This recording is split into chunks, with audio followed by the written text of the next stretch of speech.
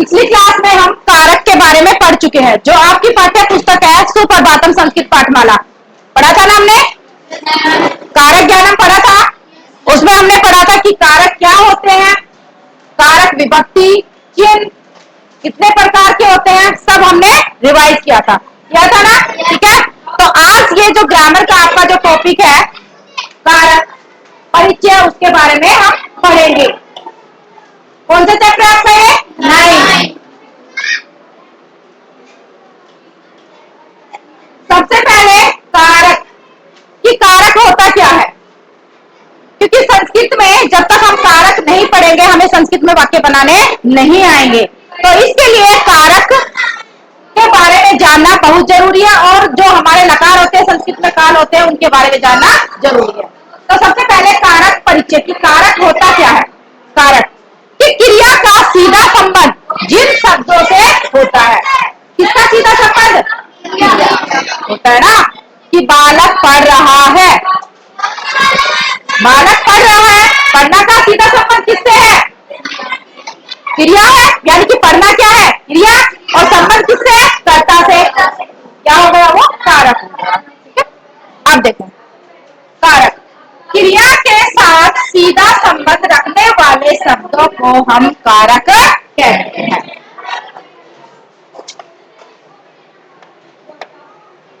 क्रिया के साथ सीधा संबंध रखने वाले शब्दों को हम कारक कहते हैं, जिनका सीधा संबंध होता है। एग्जाम्पल है, जैसे ध्यान से देखो, राम है हस्ती, राम हंसता है, राम है हस्ती, कि राम हंसता है। अब राम यहाँ पर क्या कर रहा है? हंस रहा है ना। ठीक है, अब है सह लेखम लिखती है। सह का मतलब वह क्या कर रहा है? लेख लिख रहा है, लेख लिख रहा है। इस वाक्य में राम का क्रिया के साथ सीधा संबंध है ना। राम क्या कर रहा है? हंस रहा है, राम हंस रहा है। हंसना का सीधा संबंध किससे है? किससे है भाई? क्रिया से, है ना, कि राम का क्रिया के साथ सीधा संबंध है, इसलिए हमारे पास क्या हुआ है? कर्ता कारक। क्लियर? अब है इस वाक्य में सह लेखक लिखती, सह जो है, सह का अर्थ होता है वह, का क्रिया से सीधा संबंध है। सह का मतलब वह, ठीक है, पुल्लिंग के लिए क्रिया से सीधा संबंध है। अतः सह जो हमारा कौन सा कारक हुआ? कर्ता कारक। क्लियर? वह लेखक कर्म कारक है। अब देखो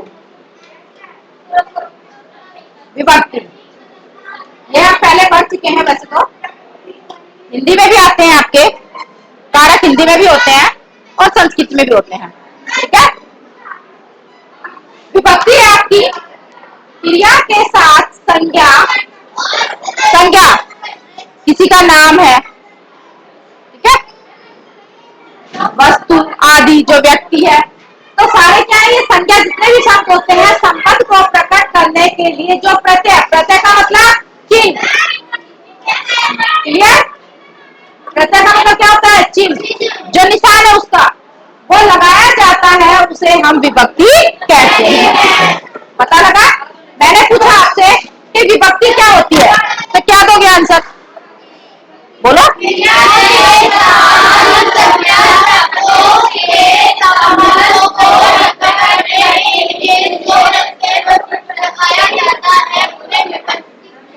अर्थात जो चिन्ह लगाया जाता है उसे हम विभक्ति कहते हैं।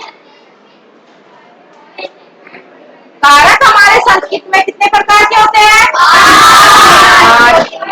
कारक के चिन्ह में विभक्तियां इस प्रकार है। अब देखो कारक के चिन्ह में विभक्ति, ये हमारी विभक्ति है, कारक है और ये चिन्ह है ना। विभक्ति कौन सी है? कारक चिन्ह।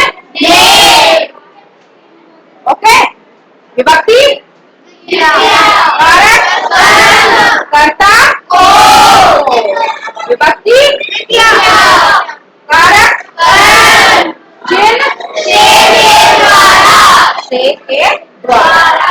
विभक्ति चतुर्थी, कारक संप्रदान, चिन्ह के लिए। विभक्ति पंचमी, कारक अपादान, चिन्ह से अलग होने में। विभक्ति षष्ठी, कारक समाधान, विभक्ति चिन्ह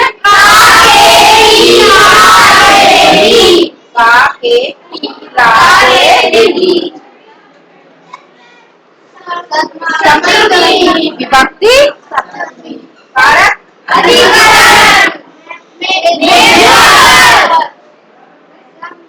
ये अब हमारी विभक्ति नहीं है, विभक्ति हमारी कितनी होती है? आगे का सुन ले। उसके बाद कारक हमारे कितने हैं? संबोधन। अरे अब संस्कृत में वैसे तो हमारे जो कारक हैं 6 माने गए हैं संस्कृत में। 2 हम कारक नहीं मानते हैं, एक हमारा संबोधन होता है और एक हमारा यहाँ पर संबंध होता है, क्योंकि इनका सीधा क्रिया से संबंध नहीं होता, इसलिए इनको कारक नहीं माना गया है। आगे बात समझो, क्योंकि इनका सीधा क्रिया संबंध नहीं होता। अब हम कारक याद करते हैं तो कैसे करते हैं? कर्ता ने कर्म को कारण से संबंध के लिए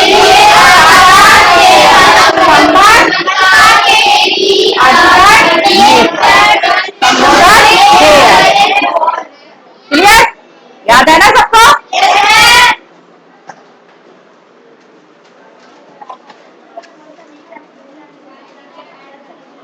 सबसे पहला जो हमारा कारक है वो कौन सा कारक है? बताओ। कर्ता कारक।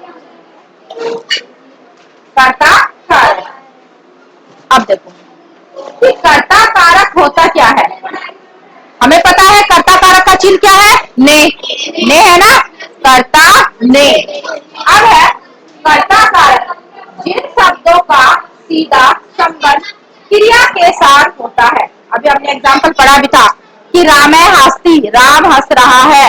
कर्ता का सीधा संबंध क्रिया से है, अर्थात जो कार्य को करने वाला होता है उसे हम क्या कहते हैं? कर्ता। जो कार्य को करने वाला होता है उसको हम कर्ता कारक कहते हैं। जैसे एग्जाम्पल देखो ध्यान से, बालक है बदतमीज, क्या है इसका मतलब? बालक बोलता है या बालक बोल रहा है, हम ऐसे भी कर सकते हैं। चलिए, मयूर नृत्य नाच, छात्र गच्छन्ति। अब आपको देख के पता लग रहा है कि कर्ता हमारा कौन सा और क्रिया कौन सी है, राइट ना? कर्ता इसमें कौन सा है, चलो बताओ। बालक है और इसमें ये हमारे कर्ता हो गए। क्लियर? अब इसमें क्रिया तो बच गई, आपको पता लग गया क्रिया का कि क्रिया कौन सी है। ओके, इन वाक्यों में बालक मयूर छात्रा का सीधा संबंध क्रिया के साथ है, तो कौन सा कारक है? कर्ता कारक में कौन सी विभक्ति होती है? विभक्ति प्रथमा, चिन्ह याद रहेगा कि कर्ता कारक में विभक्ति तो प्रथमा और चिन्ह नहीं। क्लियर?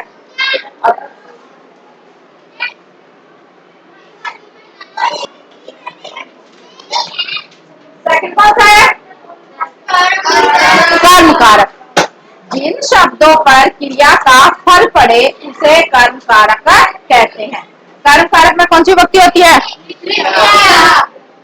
जैसे छात्र है पुस्तकम पढ़ती, छात्र पुस्तक को पढ़ता है, पढ़ता है ना, पढ़ रहा है ना। क्रिया का कर्म किस पर पढ़ रहा है? फल किस पर पढ़ रहा है? पुस्तक पर ना, कि वो क्या पढ़ता है? पुस्तक पढ़ रहा है। क्लियर? तो यहाँ पर पुस्तकम जो है हमारा कौन सा कारक है? कर्म कारक। क्लियर? बालकों चित्राणि पश्चित क्या देखते हैं? चित्रों को। तो चित्र हमारा क्या है? कर्म कारक। बालिका लेखन लिखती, बालक किसको लिख रही है? देखो, तो ये भी कौन सा कारक है हमारा? कारक। याद रहेगा। अब देखो, इन वाक्यों में पुस्तकम, चित्राणि तथा लेखान कर्म कारक है, क्योंकि इन पर क्रिया का प्रभाव पड़ रहा है। क्रिया का प्रभाव पड़ रहा है ना। भाई हमने पूछा कि छात्र क्या पढ़ रहा है? पढ़ रहा है, इसका मतलब क्रिया का प्रभाव पड़ रहा है। क्या पढ़ रहा है? वो पुस्तक को पढ़ रहा है ना। कि बालक क्या देखते हैं? किसको देख रहे हो? चित्रों को देख रहे हैं, है ना। यानी कि इन पर क्रिया का प्रभाव पड़ रहा है, इसलिए यहाँ पर कौन सी विभक्ति है? चिन्ह हो, कर्ता ने कर्म हो।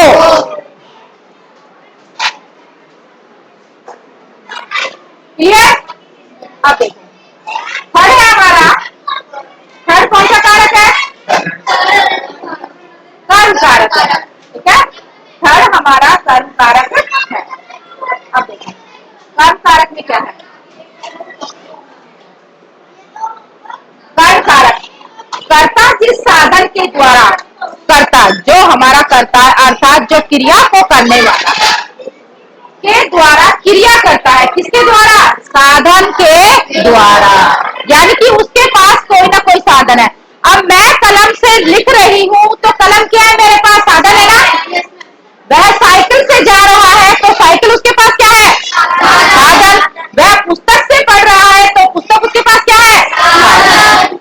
वह बस से जा रहा है, तो बस क्या है उसके पास? साधन। ये क्या होगा? साधन। आगे समझ में। अब है कि कर्ता जिस साधन के द्वारा क्रिया करता है, अर्थात जो क्रिया करने में सबसे ज्यादा सहायक होता है, वह करण कारक कहलाता है। करण कारक में कौन सी विभक्ति होती है? तृतीया। उसका चिन्ह क्या है? से के द्वारा। हम ऐसे याद करेंगे ना, कर्ता ने कर्म को करण से के द्वारा। बार बार रिपीट करोगे ना तो अपने आप याद हो जाएंगे। अब यहाँ पर दे रखा है, देखो पिक्चर भी दी हुई है। बालिके कंदुके क्रीडत है। यहाँ पर बालिके का मतलब दो जो लड़कियां हैं वो किससे खेल रही हैं? गेंद क्या है उनका? साधन। साधन है ना। यानी कि सबसे अधिक सहायता दे रहा है वो, कि वो खेल रही है। भाई किससे? गेंद से खेल रही है। ठीक है, तो यहाँ पर जो कंदुकेन है वो यहाँ पर क्या है? करण कारक है। क्लियर। उसके बाद है वृद्ध है दंडेन चलती। अब आप बताओगे कि इसमें कौन सा कारक, कहां पर है कौन सा कारक? बताओ। दंडेन। दंडेन में कौन सा कारक है? करण। क्लियर। अब ये भी बताओ इसमें कौन सा कारक है? यहाँ पर कहां पर है? कौन से वाक्य? पादे। पादे का मतलब होता है पैरों से, कि वह पैरों से क्या कर रहा है? चलता है। कौन चलता है? हाथी पैरों से चलता है। तो यहाँ पर क्या है? ये करण कारक। आगे बात सुनने।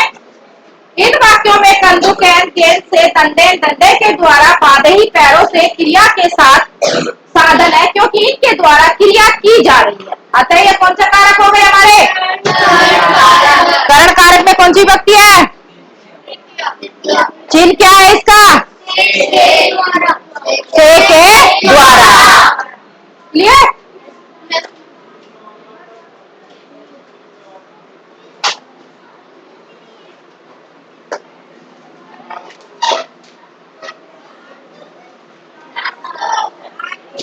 अब देखो नेक्स्ट कारक कौन सा हमारा? संप्रदान कारक। संप्रदान कारक का चिन्ह क्या होता है? के लिए। विभक्ति कौन सी होती है इसमें? चतुर्थी। क्लियर। जिसके लिए क्रिया की जाती है उसका ज्ञान कराने वाले संज्ञा या सर्वनाम। वो संज्ञा भी हो सकती है आपके और सर्वनाम भी हो सकता है। सर्वनामों के रूप को संप्रदान कारक कहते हैं, अर्थात वहां पर कौन सी विभक्ति होती है? चतुर्थी। क्लियर। अच्छा, अब आप मेरे को ये बताओ कि यहाँ पर जो हमारे पास सेंटेंस दिया हुआ है चतुर्थी विभक्ति, कौन से सेंटेंस? सह, याचकार, कमलम, यच्छति। कौन बताएगा? परी। याचकार। याचकार में यहाँ पर हमारे पास कौन सा कारक है? संप्रदान। संप्रदान कारक। कि याचकार, याचकार का मतलब मतलब होता है जो याचक है, मांगने वाला है। ठीक है, जो मांगने वाला है, जो किसी से ले रहा है कोई चीज, किसी को हमने कोई वस्तु दी, वहां पर कौन सा कारक होता है? संप्रदान कारक और विभक्ति चतुर्थी। क्लियर? अब है बालक है दुग्धाय क्रंदति, बालक दूध के लिए रोता है। यस आदित्य, दुग्धाय। दुग्धाय में यहाँ पर कौन सा कारक है? विभक्ति चतुर्थी। ठीक है, यानी कि हमने पहचान हो गई ना हमें। ठीक है, और एक पहचान की ट्रिक भी होती है कि जिसमें आय लास्ट में लगता है वो हमारी कौन सी विभक्ति होती है? चतुर्थी विभक्ति, अकारांत में। क्लियर? छात्र पठना आय विद्यालय गच्छति, इसे पता है आप लोगों को? पता है पक्का? कौन सी है? और संप्रदान कारक। क्लियर?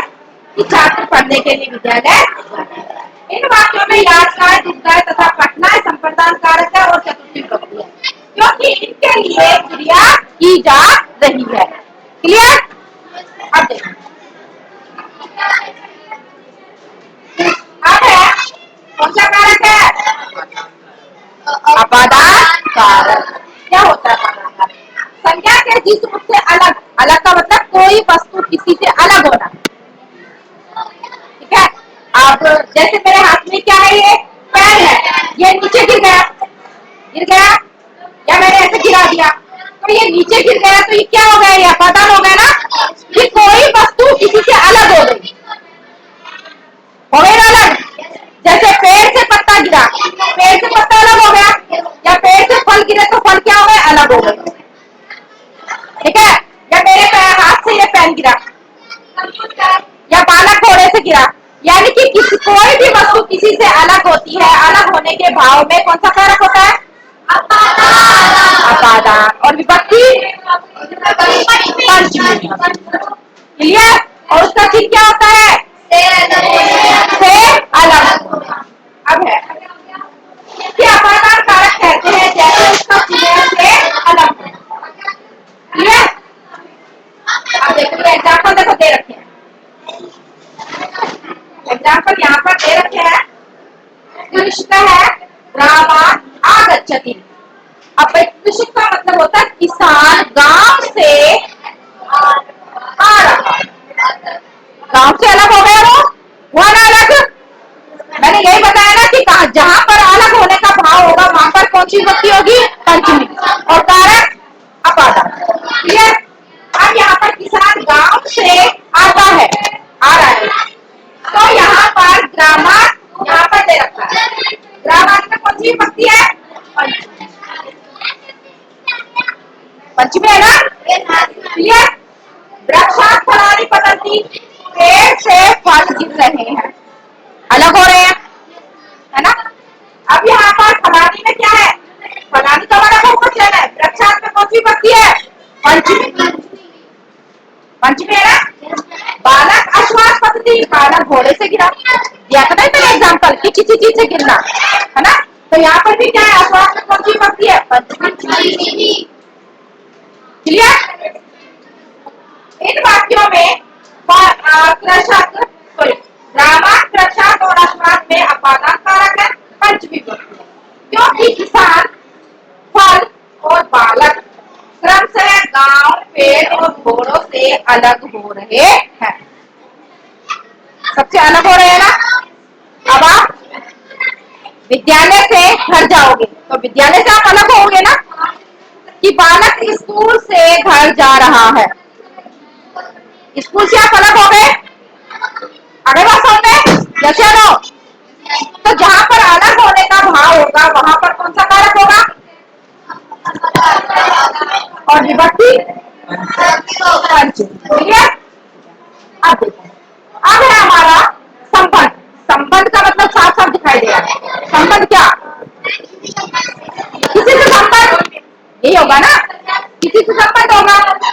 कैसे? जैसे भाई ये पेन मेरा है, ठीक है, ये जो पुस्तक है ये राहुल की है, अदिति की है, आदित्य की है, ऐसे होता है ना? बैग है, किसका है? किसी का है, संजय है, सबका।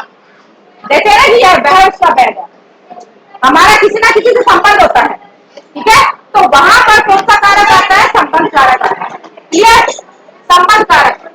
संज्ञा सर्वनाम के जिस रूप से एक व्यक्ति या वस्तु का दूसरे से संबंध पता चले, संबंध पता चले, है ना। अब किसी की बोतल गुम जाती है ना, तो आप लोग क्या करते हो? आप पूछते हो ना कि ये बोतल किसकी है, यानी कि बोतल का कोई लेनदार तो है, किसी ना किसी का संबंध है बोतल से, ऐसे बोतल अपने आप थोड़ी आ जाएगी, जैसे नो। तो ये क्या है कि बोतल का और उस व्यक्ति का क्या है? संबंध है भाई, उसकी है ये बोतल, ठीक है। तो यहाँ पर भी वही चीज है, जैसे वहां पर कौन से कारक होता है? संबंध कारक और विभक्ति, ठीक है। जैसे देखो अब यहाँ पर है एतत् रामस्य गृहमस्ति, एतत् रामस्य गृहमस्ति। आप रास्ते में जा रहे हो, आपका कोई दोस्त है साथ, है ना, है ना, कोई अनुष्का के साथ ये जा रही है, क्या नाम इसका? प्रियांशी जा रही है। तो प्रियांशी ने कह दिया कि ये तो अभय का घर है ना, ऐसे यानी कि उस घर का किससे संबंध है? अभय का। भाई किसी ना किसी का संबंध है ना। रास्ते में जाती है साइकिल देखी तो अपनी किसकी है ये, यानी कि उस साइकिल का कोई ना कोई तो है मालिक, भाई किसी ना किसी की है। तो अब यहाँ पर ये कि यह राम का घर है, कहते हैं ना कि यह राम का घर है। तो यहाँ पर क्या हो गया? संबंध हो गया किसी से, ठीक है। आगे बात समझ में। अब आपकी बुक गुम जाती है तो आप बुक शो करती हो ना कि मैडम ये मेरी बुक नहीं है, किसकी बुक है, ठीक है। अब है ऐसा है सुरेश से जन्म है, ऐसा है यह सुरेश के पिता है, कि सुरेश का और पिता से संबंध है। ऐसा अमित से पाठशाला अस्ति, यह किसकी पाठशाला है? अमित की पाठशाला। क्या अब आपके भी कोई होगा रिलेटिव होगा तो ये कहेगा ना कि हमारी बच्ची यहाँ पढ़ती है, उसका स्कूल है, क्लियर। यानी कि वहां किसी ना किसी से उस चीज का संबंध है, सीधी सी बात ये है। तो क्या कौन सा कारक होगा? वो विभक्ति कौन सी होगी? और चिन्ह क्या होगा?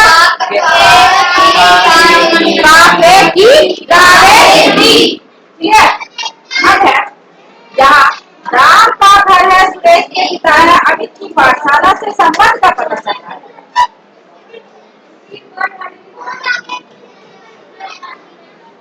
संबंध का पता चलता है ना।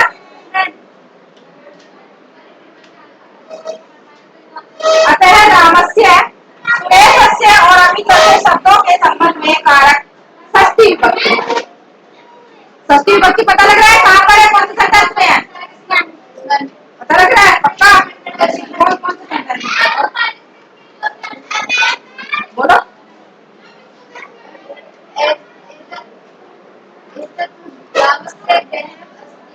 सिर्फ दो सेंटेंस बोलो जिसमें षष्ठी विभक्ति। रामस्य ग्रह में थोड़ी षष्ठी विभक्ति, क्यों? मैं कह रही हूँ ना। हाँ सुरेशस्य और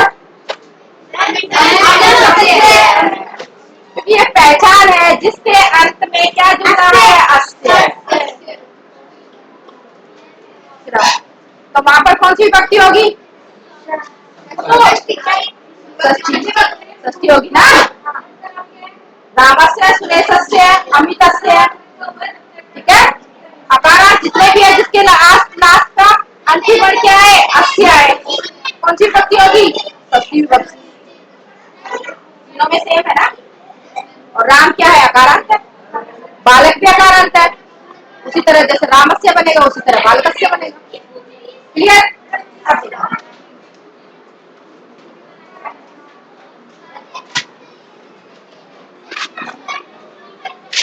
अब है अंतिम कारक है हमारा, कौन सा कारक है?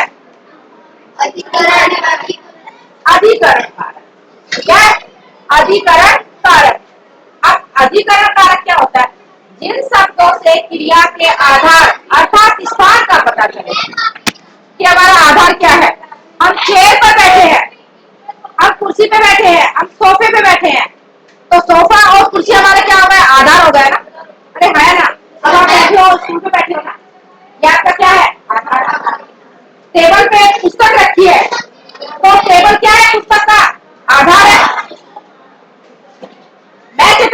ठीक है, क्या है? आधार है। यस या नो? ठीक है, तो आधार, जहां पर आधार है वहीं पर क्या होगा? अधिकरण होगा, है ना? आधार के जिन शब्दों से क्रिया के आधार का हमें पता चलता है वो क्या कहलाता है? अधिकरण कारक कहलाता है। क्लियर?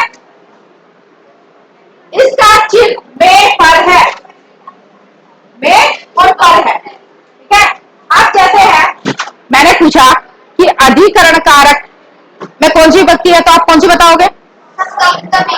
सप्तमी, सप्तमी ना, ठीक है। अब जैसे एग्जांपल दे रखा है, गृहे जनाः वसन्ति, घर में लोग रहते हैं, में तो आ ही रहा है इसमें, ठीक है, पर वो तो हिंदी में है, हिंदी में देखकर हम आसानी से बता सकते हैं, लेकिन हम संस्कृत में बता सकते हैं कि जब हमने बालक का सप्तमी याद किया है, बालक अकारांत है, तो वो क्या बनता है? बाल के बनता है, सप्तमी में, रा में बनेगा, यानी कि सब में एक ही मात्रा आएगी अकारांत में। ये ट्रिक होती है याद करने की, ठीक है? कि घर में लोग रहते हैं, घर में कौन रहते हैं? क्रिया का आधार क्या है? ना, क्रिया का आधार लोग ही तो है। कि लोग कहां पर रह रहे हैं भाई? घर में रह रहे हैं, लोग घर के अंदर रह रहे हैं ना, तो घर हमारा क्या हो गया? आधार। यस या नो? ठीक है, तो यहाँ पर कौन सा कारक है? अधिकरण कारक। यस या नो? ठीक है, यह अधिकरण कारक हो गया। क्लियर? उसी प्रकार है, वृक्ष है, सुतः तिष्ठति, वृक्ष है पेड़ पर, तो कैसा मतलब? बोलो। तिष्ठति बैठा, पेड़ पर तोता बैठा है, तो पेड़ क्या हो गया? तोते का आधार हो गया ना, कि पेड़ के ऊपर बैठे हैं वो, ठीक है? तो यहाँ पर क्या हो गया? ये हमारा अधिकरण कारक हो गया, ठीक है? जहां पर आधार है क्रिया का। बालकः उद्याने क्रीडन्ति, बालक बगीचे में खेलते हैं, बगीचा क्या हो गया उनका? आधार, क्रिया का आधार है ना बगीचा, खेलते हैं भाई किसमें? बगीचे में, क्लियर? तो यहाँ पर उद्याने क्या हो गया? अधिकरण।